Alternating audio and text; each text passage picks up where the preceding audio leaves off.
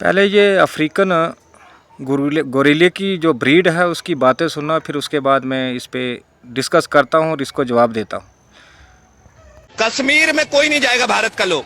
हाँ, कश्मीर का हिस्सा है ना, कश्मीर भारत का हिस्सा है। कोई भी आदमी कश्मीरी मुसलमान से न सामान खरीदेगा न कुछ। वहाँ पे जम्मू के लोगों को बसाओ, वहाँ पे भारत के बिहार के लोगों को बसाओ, यूपी के लोगों को बसाओ।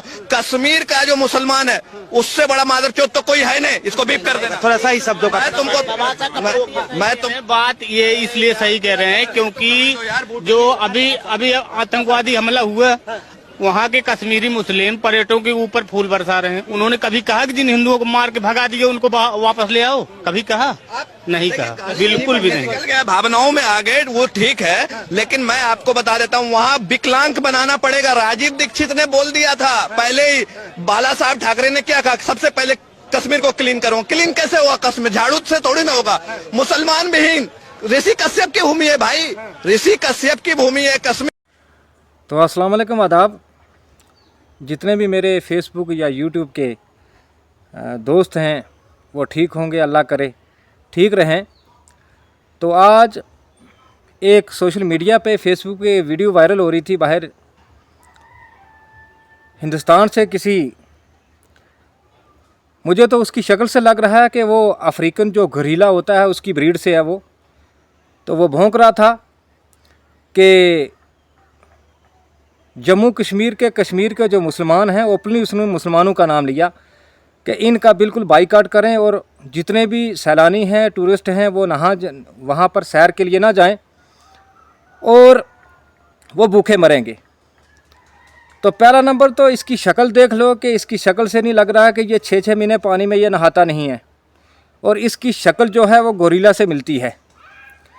और ऐसे जो ये फेसबुक पे मतलब इस किस्म का गटर खोलते हैं, इनके जेब में 10 रुपये नहीं होते। किसी शादी हाल में जाके पेट भर लेना, जहाँ पर देखना कि यहाँ पर कोई नहीं पूछने वाला, वहाँ पे खा के और खूब गटर खोलना। दूसरा पॉइंट ये है कि बेशुमार नीचे मैंने कमेंट्स देखे, लोगों की राय देखी, और सभी कह रहे हैं जी इस पर कानूनी कार्रवाई होनी चाहिए, इस पर स्ट्रिक्ट एक्शन होना चाहिए।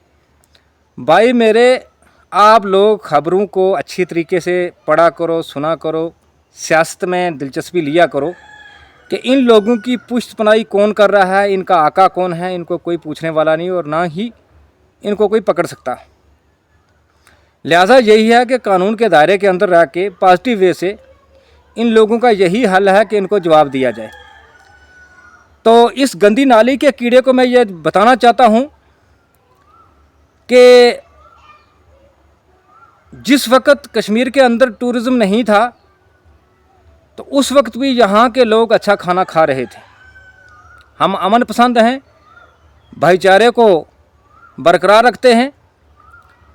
तो तेरे कहने से ना कोई बंद होगा और ना ही तेरे कहने से कोई भूखा मरेगा। तू पहले अपना डीएनए टेस्ट करवा कि तू किस ब्रीड से है। और तेरे जैसे गटर के जो कीड़े हैं वो बहुत कम हैं।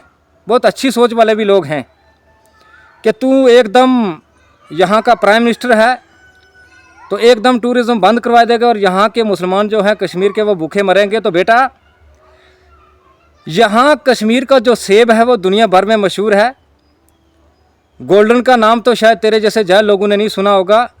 डिलीशियन है, अमेरिकन है, जिसकी खुशबू भी तूने कभी सूंघी ना होगी, क्योंकि तेरे जैसे जो हैं वो नाली से उठा के खाते हैं। समझ आई? तो रहा मसला रिज़्क़ का, तो हमारा ईमान है कि जिसने आज रोज़ी दी है वो कल भी देगा। समझ आई? और हर इंसान जो है उसकी रोज़ी खुदा के हाथ में है, किसी के हाथ में नहीं है। जब कश्मीर के अंदर, पुलवामा के अंदर, ना पहलगाम के अंदर ये सानिया हुआ तो जम्मू कश्मीर के जितने मुसलमान थे उन्होंने शाना बेशाना गम में शरीक हुए, बंद की कॉल की और कार्रवाई की डिमांड दी। और हर एक मुसलमान जो था वो अश्कबार था कि ये जुल्म हुआ है, बेगुनाहों का खून हुआ है। और तेरे जैसे पत्थर फेंक के गायब हो जाते हैं गंदी नाली के कीड़े। तो रोज़ी अल्लाह के हाथ में है। बेशुमार दुनिया के अंदर ऐसे ममालिक हैं जहाँ पर सब्ज़ी भी नहीं होती, मतलब डिज़र्ट एरिया है, जहाँ पर 2-2 साल बारिश भी नहीं होती, लेकिन उनको भी अल्लाह रोज़ी देता है और अच्छा खाना खाते हैं वो। अल्लाह ताला ने दुनिया को एक नेटवर्क में जकड़ा हुआ है, एक निज़ाम बनाया हुआ है। एक गरीब जो है उसका भी एक नेटवर्क अमीर के साथ है, ताकि ये दुनिया एक दूसरे के साथ जुड़ी रहे। अगर गरीब ना होगा तो अमीर का गुजारा नहीं है, अगर अमीर ना होगा तो गरीब का गुजारा नहीं है। समझाई? तो रोज़ी मेरे अल्लाह के हाथ में है, किसी इंसान के हाथ में नहीं, और ना तेरे जैसे गंदी नाली का जो गटर से निकला हुआ बदबूदार कीड़ा है, तो खुद किसी के हाथ में पड़ रहा है। तो इस तरह के बकवास करने वाले बेशुमार लोग हैं।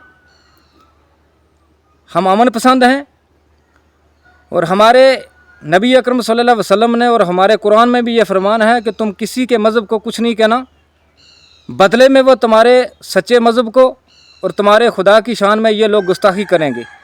इसलिए आपने सब्र करना है।